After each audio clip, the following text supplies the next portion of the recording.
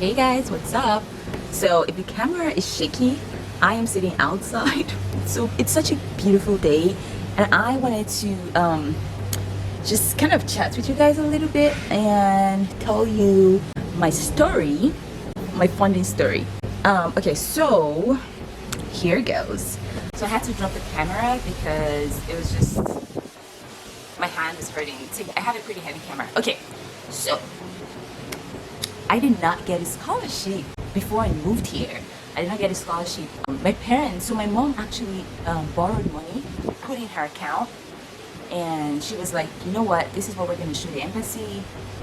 If you get there, because my sister had advised me, if you guys hear any noise, it's the pool. Let me show you guys. I have a little pool thing here, so yeah.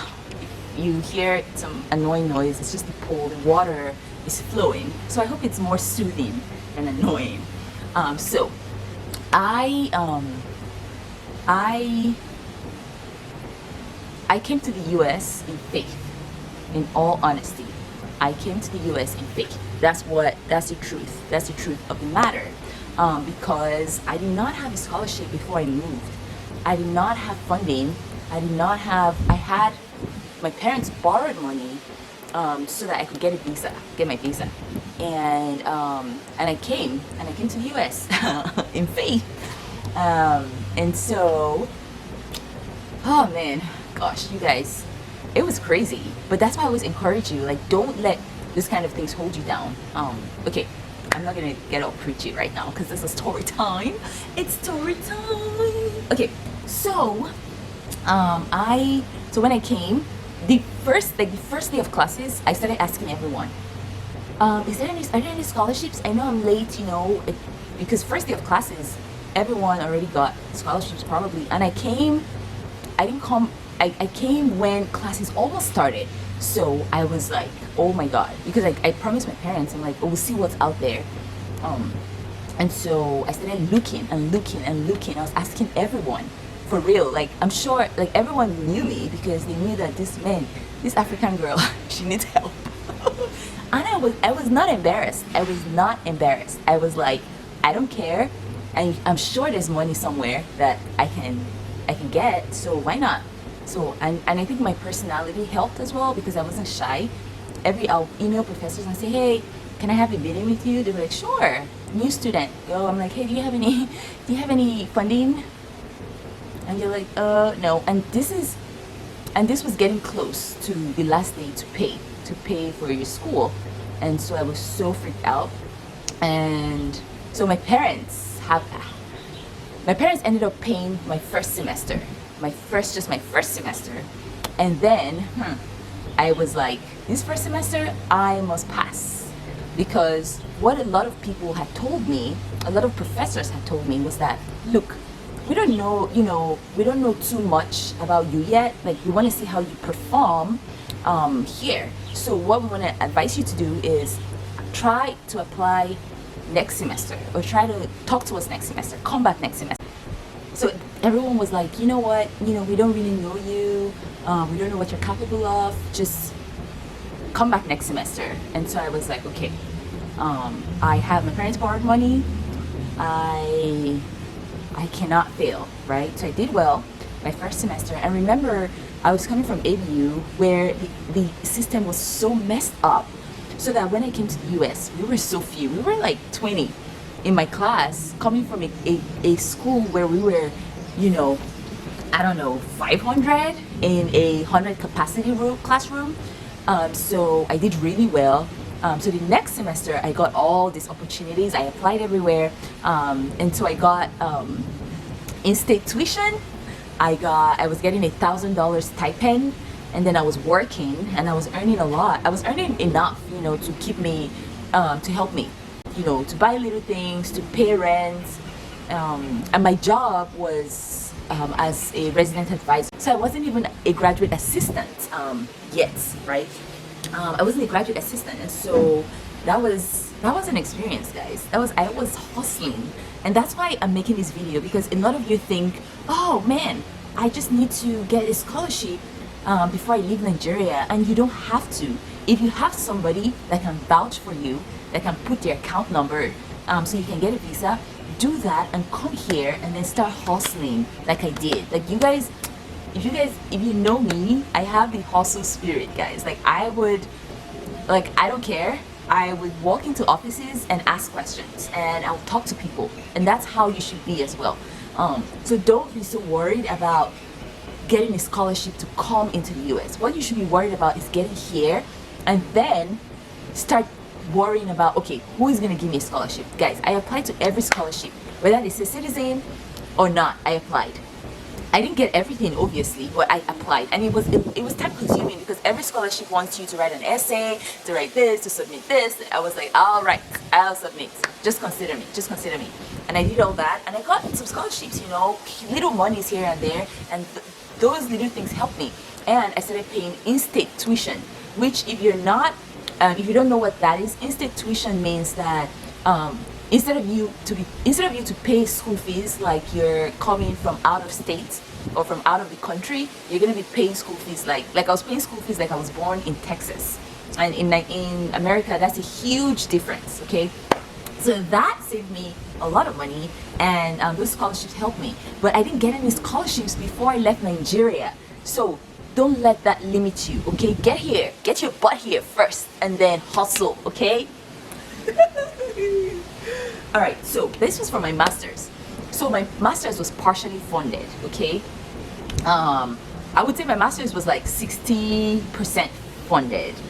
So for my PhD was fully funded, and this was amazing because I worked as a research assistant, and I also worked as a graduate teaching assistant during my PhD. And how did I land that? So after my master's, I was like, man, I want to do a PhD. What am I gonna do? And then I met this one guy. God works in mysterious ways. Trust me, God works in mysterious ways. I don't even know. Like it's crazy to think that I met this guy. He was just a guy. I think, what was he doing? He was inspecting my apartments. He worked in facilities, right? So people that inspect the apartments and stuff. And so I'm chatting with him. Being nice. That's one thing. You have to be nice. Like you have to be a nice person. So I was really nice to this guy. Just chatting with him. He was like, oh, so what are your plans for the future? I was like, I don't know, I really want to do a PhD, blah, blah.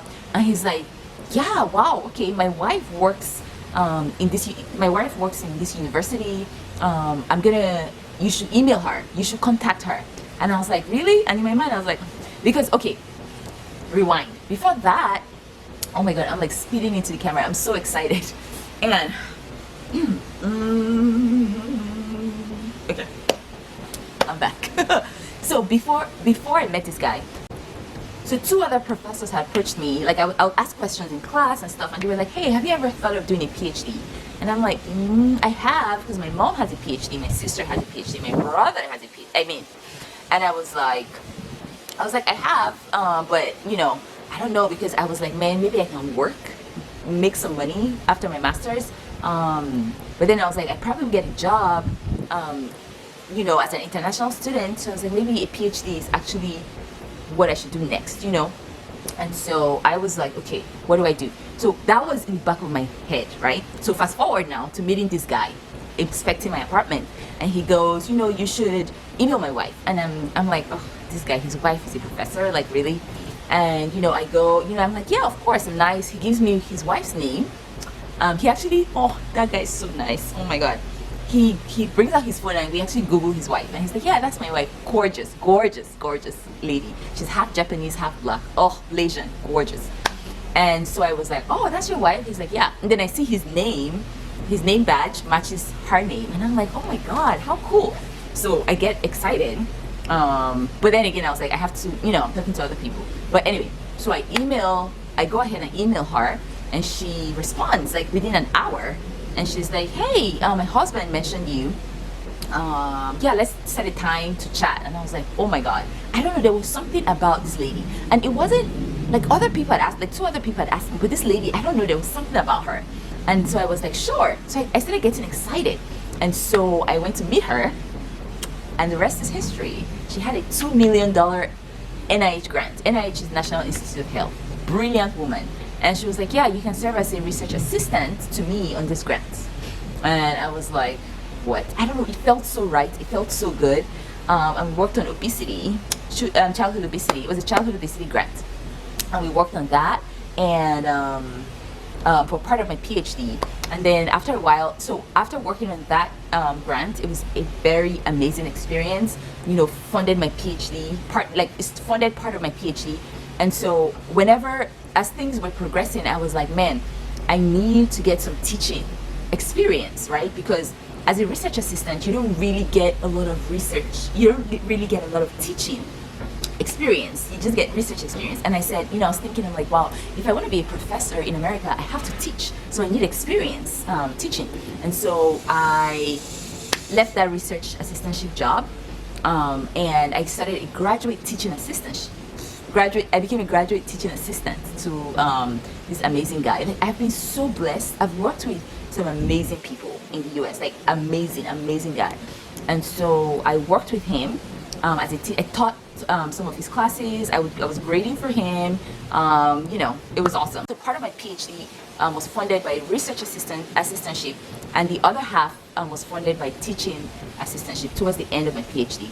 So yeah, so that was how I got funding, you know, and that's why I always tell you guys, don't expect your funding to come from some, you know, it doesn't have to be Chevening that sponsors you. It doesn't have to be Schlumberger. It doesn't have to be some big company. It can be emailing a professor to ask a question. You know, it can be getting here, getting to the US, even to Canada, getting there in faith. I'm spitting again. Okay. Whew. Okay, I'm back. It can be leaving your comfort zone, getting out of your seats, getting your butt up, and living in faith. Okay, you don't have to wait for things to be perfect before you leave, before you say, okay, you know what, I'm coming. This was my experience. Everybody knows me. A lot of my professors remember me because, you know, I was like, I can't have my parents pay millions and millions of naira every semester, you know, and I didn't even know what I was going to do with this degree. Like, no. So I hustled. I was meeting people. I wasn't shy. I mean, I was shy in some instances, but I had to suck it up, right? Because this was a serious situation, okay? So this is my encouragement to you guys.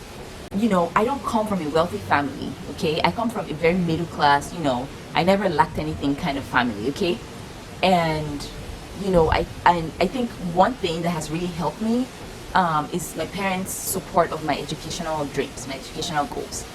And so if you don't have that, my advice to you is get people that support you. Get someone, if you cannot land a scholarship from Nigeria, get someone that can support you for your visa application. Get someone that can vouch for you. Then when you get here, you can do what I did. You can start emailing people. You can start talking to people in person. And people can see you. Sometimes an email is lost in translation. Sometimes when you sit down to talk to people, that's when they feel more sympathy for you, when they can see your face, when they can put a voice to your email. This is something I want you guys to really consider throughout your application process, okay? Don't be so hung up on scholarships. Where can I get applying? Like, it's good that you apply to scholarships before you come here, but also remember me. Remember me. Also remember that I didn't have any scholarships before I left Nigeria. You guys, I get so passionate. I'm like, my t-shirt is all over the place.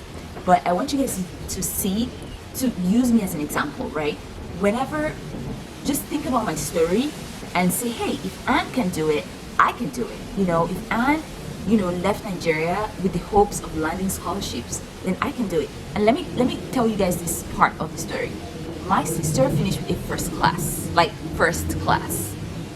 And I finished it to first class. And she finished with a first class from agricultural economics. Like, she's such a badass. She's such a brilliant person.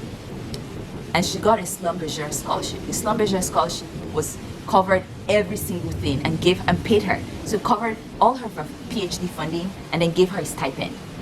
So this is my sister, and me. This is how my sister came to the US. Full ride. Like, she was coming into the US balling, you know. She was like, yes, I got all my money. And she and she, you know, she wasn't getting a stipend. Me, on the other hand, I was coming into the US with no scholarship, no funding, borrowed money, you know, nothing, you know, and see where I am today. Okay, see where I am, advising you guys. So there's no magic. Sometimes you just have to work hard.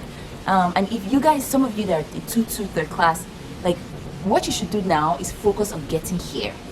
Okay, focus on getting someone to vouch for you.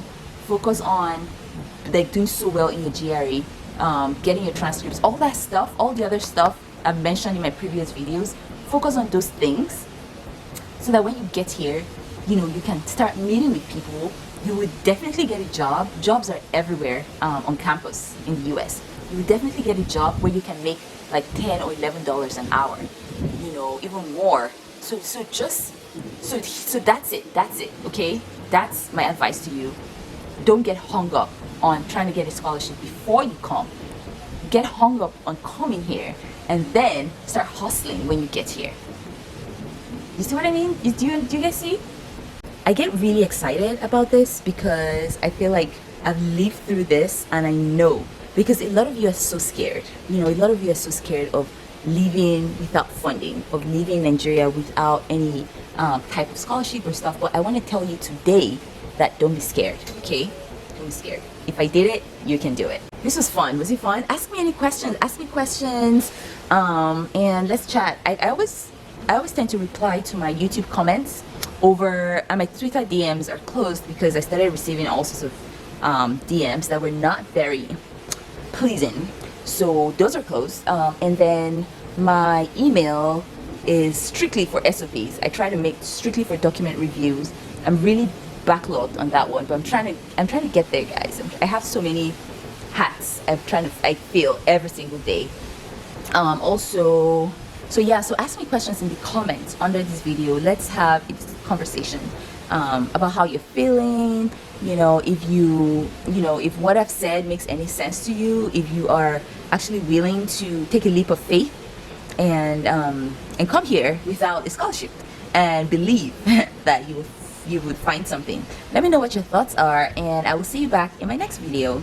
I really appreciate you guys so much. Thank you for subscribing. If you haven't, please go ahead and subscribe. Thank you for liking this video. If you haven't, please like this video and share. And I hope you're encouraged, and I hope you are blessed, and I will see you next time. Bye. Bye bye.